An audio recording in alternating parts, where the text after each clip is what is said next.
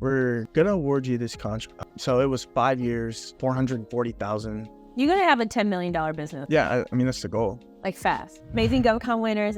I have a treat for you. We have Marcus Wilson, all the way in the big city of Anchorage, Alaska, who registered in SAM in February. By April, he won his very first contract. I want to welcome Marcus Wilson to the channel. How are you doing, Marcus? I'm doing well. How are you? I'm doing well. This is so exciting. So before you jump into this like rapid speed at which you received your cage code and then won a contract, talk to us. How did you get into government contracting and what do you typically offer the federal government? Yeah, last year I was living in Phoenix, and for the last couple of years, one of my friends has been telling me about government contracting. And at first I was like, dude, this guy's crazy. But then I started to look into it and I was like, oh, okay, cool. No, this is just regular business. It's just a different customer. And then I like started to look into it more, and then he'd show me his like receipts, and I was like, wait, hold on. You're doing this kind of money, like what the heck? Like I'm in the wrong, like I don't even need to be in my, like, you know, like I'm just doing the wrong things in life. Like what was he making? Like what were those receipts showing, just for all of us to be on the same page? Like 5 years, $750,000. Okay. I was like, Louise, dude, adding like 5 years, $150,000, stuff like that. I was like, all right, cool. I need to fit, because I'm always like a person who wanted to be in business. And I tried like a startup company. It didn't work a while ago. But I was like, all right, maybe this is a thing. So I started to watch a bunch of YouTube videos, like a bunch of YouTube videos. And yeah, in last October, I flew to Portland to go stay with him for a little bit, for like 3 weeks, I think, and just work for his company. Just like, hey, dude, let me go out there and check out what you got going on and help you out, like see what I can do. And yeah, stay with him for like 3 weeks. And I was like, okay, this isn't rocket science. This isn't nothing I can't do. I'm not, you know, incapable. I was like, all right, cool. Just missing a couple little like pockets of information. So then that's when I got the company, or I bought the company. I had enough money to buy an LLC. And then it took a while took still a couple more months to like learn everything. And then I was having the problem. So on like TIN validation, I kept putting my name, and I was, when it's, you know, it's supposed to be your company's name. And then that was the second problem. The first was I bought it and I put a virtual address. So then I had to get all that changed. And then it was just like, you know, it took like 2 months, 3 months. It took forever from when I started the registration. I was like, geez Louise, because it just kept popping back. If you don't know, you don't know. So it's fine. And then, yeah, I was in, well, what was the original question? I'm sorry. How'd you get into it? That's how I got into it, basically. No, but this is perfect because you got into it. And the best part is your friend wasn't like, yeah, man, just trust me. But your friend like showed you the receipt, and to have a $750,000 contract, to have a $20,000 contract for 5 years is impeccable, because we're talking 5 years. So it's 5 years of revenue. And this speaks volumes to you, Marcus. You're like, oh my gosh, let me learn. And you flew, learn from him. And while not everybody has the opportunity to do that, we all still have opportunities presented to ourselves, whether it's to look at videos, it's to have a phone call with somebody. But it's awesome that you went there and you flew and you bought the company. You ran into these situations with Sam.Gov, which is very common. I mean, I had my SAM registration, which I'd had since 2008. They like temporarily tried to deactivate it because of something. And I was like, oh my gosh. So I personally understand the frustrations of dealing with SAM, but you didn't give up. No. Never gave up during this. So as you were going through this, what did you envision selling to the government? Janitorial services at first. And then it's kind of, I don't know, it was because that's what my buddy was doing. So I was working for him. I was like, oh, this is easy. I can do this, like, for sure. And it's something, I have a construction background. So like I'm a carpenter, and then like construction type work, or like blue collar, I guess, type work, I get it in a sense. So that's like originally where I was like, oh, okay, cool. And kind of like flooring projects, janitorial services, window washing projects, just any kind of like funky little blue collar work. I was like, okay, this is something where I could see it. Like, so then you get your cage code, You're into janitorial, blue collar. Then what did you do next? I think I not procrastinated, but you know when you have some that you can bid on, but you're like, oh, I don't know if it's a good idea. You know how that goes. I probably did more. It is. It's that voice. It's that doubt. You know, it's no, I don't know. And I love it. I love your little voice. I love that. Oh my God. Yeah.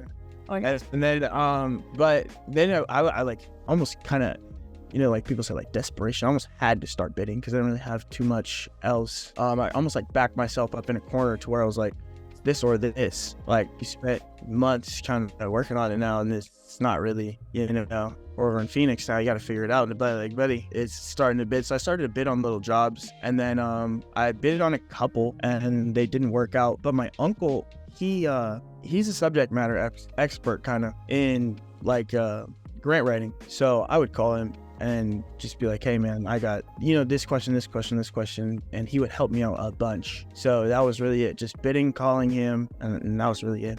Wow. So it's your resourcefulness because you watch videos, calling your relative, going and kind of shadowing your friend for 3 months, being in that position of, I got to make this work or there's nothing else. That's such a good word. Yeah. Just being resourceful. Super resourceful, because that's what's needed in government contracting, even.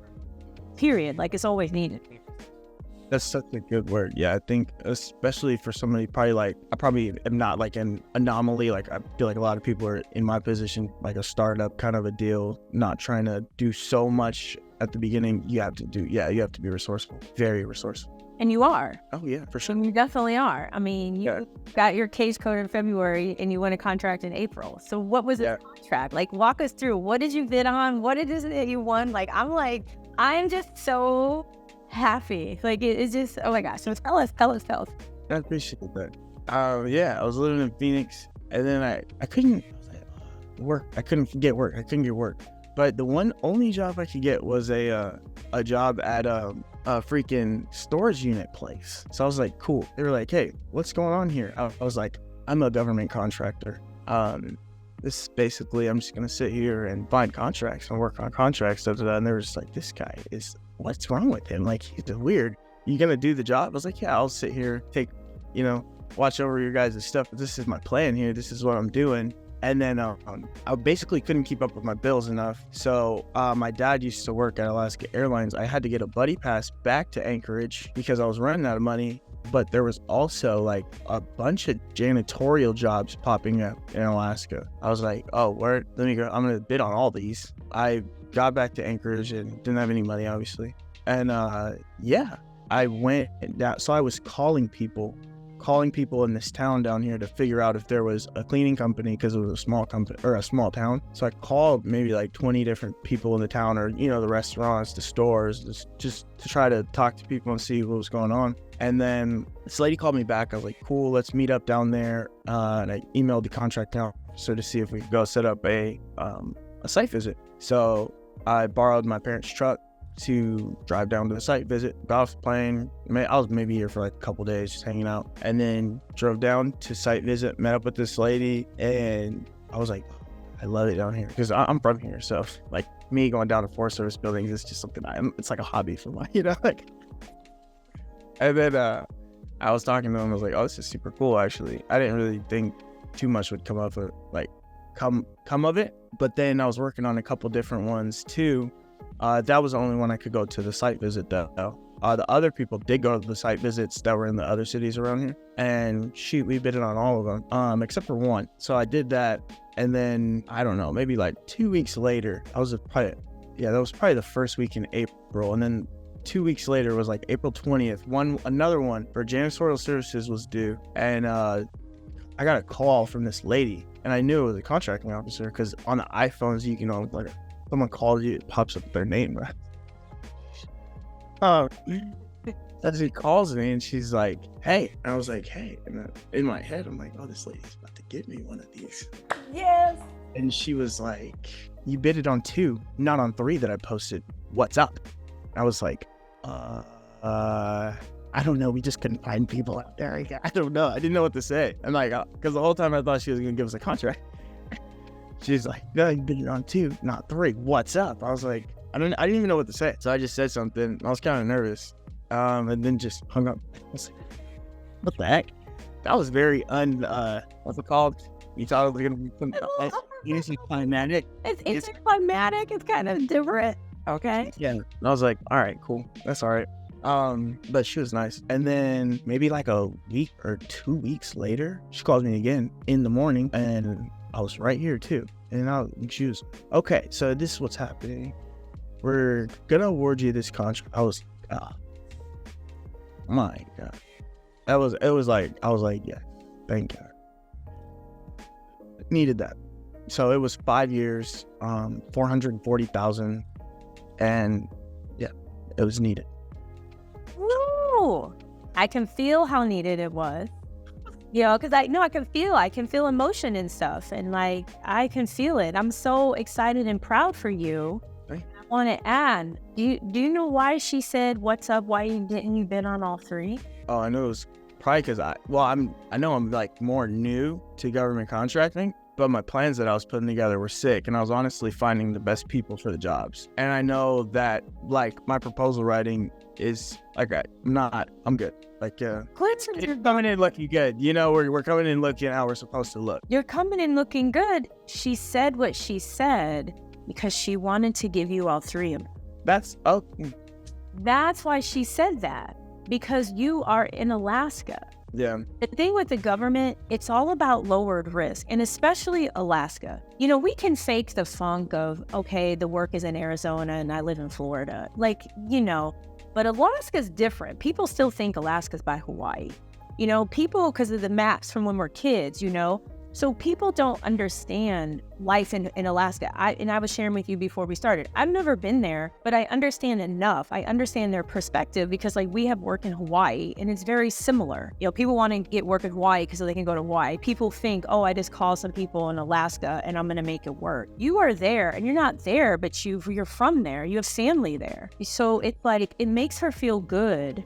And it shows them, hey, we have somebody who actually lives there, who is doing it, not somebody in Virginia who's going to try and find some people in Alaska. So this is amazing. Okay, so tell me more. Tell us more.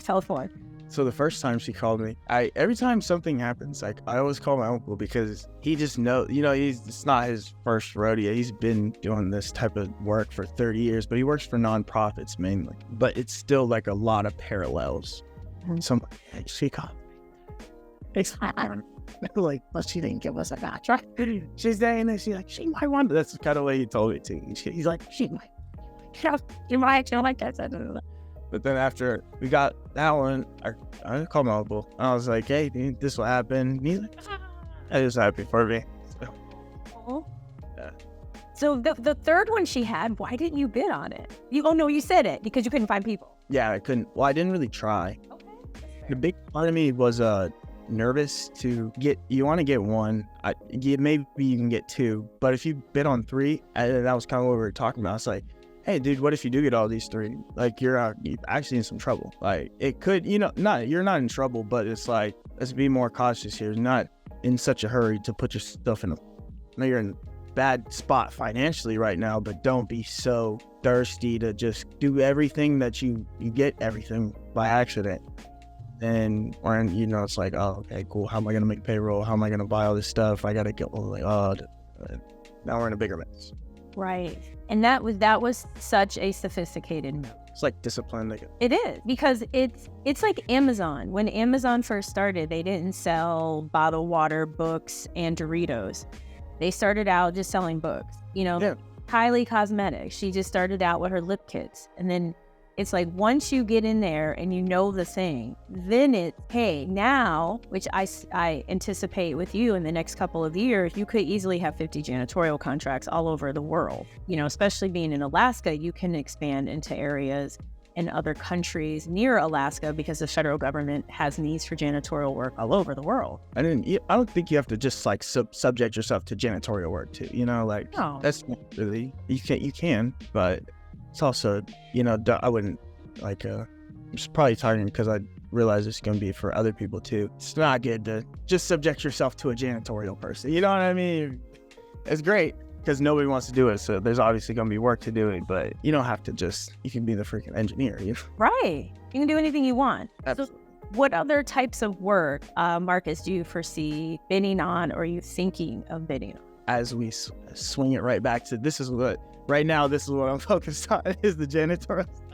That's okay. That's okay. I really like ugly stuff, like stuff that people don't want to do, or it sounds like a dirty job, or it sounds like that's kind of like a beneath me job. Those jobs usually pay well and they're consistent. People don't want to do them. So I think if your company can go in there and do well at those, then you can really like carve out something for yourself in those kind of like, it's not sexy work. Stuff like that. I don't know why I have a real like I have a real like not feeling, but I'm gonna stay in that lane for a little bit. Well, I like that because it's the case that there's a lot of opportunities that people shy away from because the work isn't sexy, or the location isn't sexy, or even the agency isn't sexy. Like, yeah, exactly. The locations too. Even like how you were saying, like people think here it's just some crazy place, like a magical, you know what I mean? Like, no, yeah, stuff like that. Yeah, I mean, it's important to know a little bit as far as when you're going into it, or if you have a connection there. Like with you have the connection. I think it's super important. When I saw this work in Hawaii, I had never been to Hawaii in my entire life, and so I was like, we're bidding on this, and then we won, and then now we have 5 people in Hawaii. Are you serious? Yeah, I'm very serious. I love Hawaii. You know why too? That's so sick. You should bid on it because they have janitorial in Hawaii. I've seen it. If you need help, connect with me after this. Awesome. I'm serious, I mean, and this for those watching this. If you want to bid on something in Korea, bid on it in Korea. Like there's no reason to not do it, unless they require something weird, like some insurance or something like that, or something that you're like, okay, I can't do that. But they have religious positions in like Japan, because we've been on religious positions. They have janitorial all over, or whatever it is somebody's interested in. They have all over the world. Yeah, they do. That's crazy. They really do. So I have a question, because I know all the amazing GovCon winners who are watching this. They're wondering, how did you price the janitorial work? I came up with like my own strategy. Ooh. Not even like a strategy. That sounds way too sophisticated. I was just like, you know what I mean? Like, that's funny because I was writing in my notebook, and then I just tried to think about it from everything that could go wrong to where I wanted to do it. So like, I'm an hour and a half away. So what does that look like? Well, when we get there, what is that going to look like to do the job? So get in your car, drive. Boom. Get there. What kind of material? I know what type of cleaning materials is now, just because I have been I've been around some janitorial for a while now. And how many hours is this going to take? I did that like by myself for a little bit, and then I'm big on asking people. I'm huge. So like, this is a smart thing I did. I pick up the phone. I call a town. So I'm here. Work is down here. Calling every person up here because I know they're not going to bid this work down here.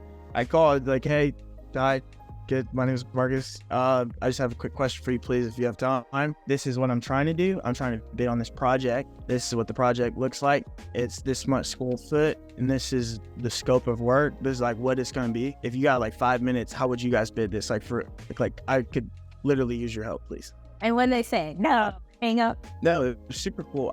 That's how I came up with my pricing. That's how I figured out like how to price. And this one lady, everybody was super nice.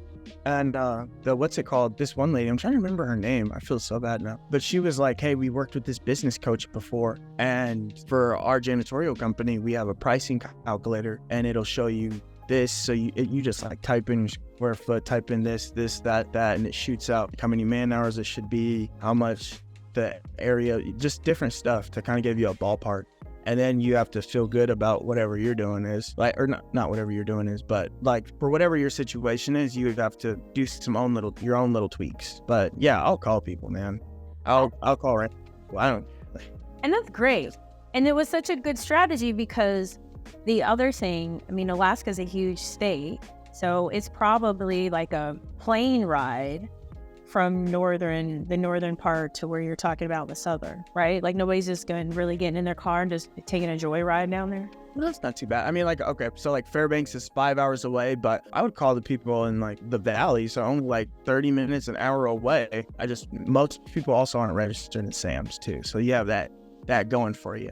You don't got to really worry about the people, not too many other companies in whatever area you're at, probably, because not too many people registered in Sam. And there's a lot of work going on. So I think, I don't know, it works out for me at least. I think it's, if you don't know, it's kind of like getting quotes for different jobs if you have a plumbing job at your house. But instead of asking for a quote for your house, just say you're trying to do it for somebody, and you do, because you probably are. So just ask.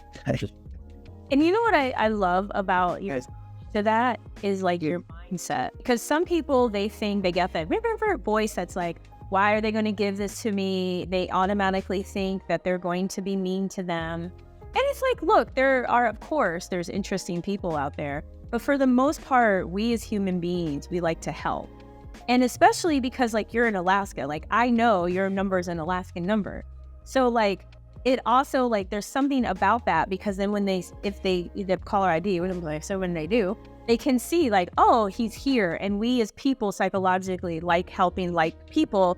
So then you're super cool. You're asking these questions, and it's awesome that they provided the help and they talked to you about the calculator. Did they share the calculator with you or give you a website to go to?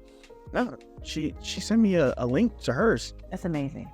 Yeah, it was super nice of her. And but yeah, you're right. When you just call people around you, it's like, hey, I live down the street. Instead of like calling somebody in Idaho, like, hey, I called somebody in Idaho one time too. It's just more weird. It's easier to call people that you're next to.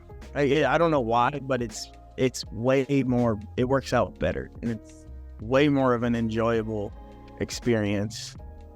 Or else you do get the little voices when it's the super random people around. You're like, just gotta fight them though. Well, that's smart. And then they helped you out. You got your pricing. You won. And yes, as far as, because I know you're looking at other contracts, is the desire just to expand within Alaska, or are you still like, look, janitorial anywhere, everywhere, I'm open to it? No, right now it's just Alaska, Washington, Oregon, and Hawaii, but mainly just Alaska, Washington, Hawaii. Okay, just good. Not far. Okay, bit on this. In these, just between Alaska and Washington, there's like so much going on to where anymore it would be too much for you don't need to. I mean, other people might, but for me, I mean, excuse me, you truly don't. And these are places that are overlooked. Like, again, it's another state where like people aren't like, oh man, I'm trying to win work in Washington. It's like one of those places where people just don't really, it's very overlooked. A lot of money. A lot of money. And Washington and Oregon are great places to bid on state level work. That's okay. That's what, and then, yeah. That's because I was looking at there was one I was looking at. It was a custodial board for the airport, Zone 3. It's $8 million a year for just one zone of the airport. I was like, what the heck? Because it pays so much. And I was talking. So I told you I did construction, and it was in Washington. Sorry to get off topic, but what's it called? This lady who was a subcontractor a while ago. She owned a cleaning company. She's super cool. And we used to talk, and she used to talk about janitorial companies and black people being millionaires. She's funny. She just had this whole thing in her head. She's like, more people need to start cleaning companies.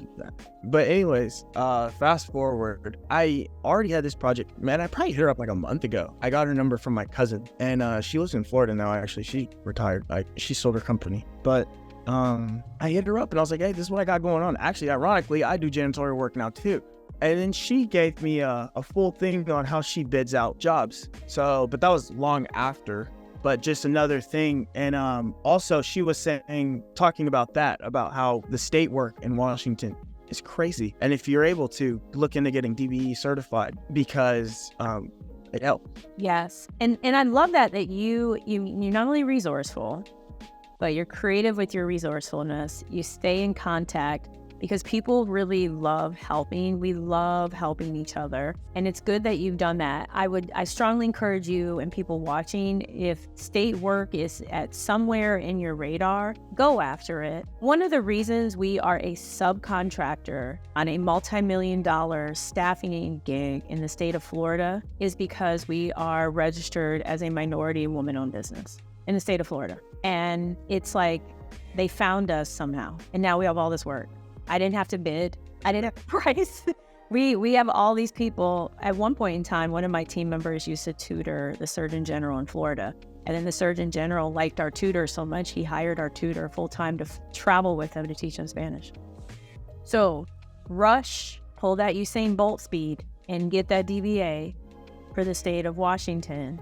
And you may even want to get it for Alaska if you haven't already. But definitely do that, because there's a ton of money. And especially for states like Washington, Oregon, some of those West Coast states, politically, they like to really advocate for minority-owned businesses. Yeah, the progressive states, man, they're like really for that type of thing. They're just really into it. Right. That's my buddy.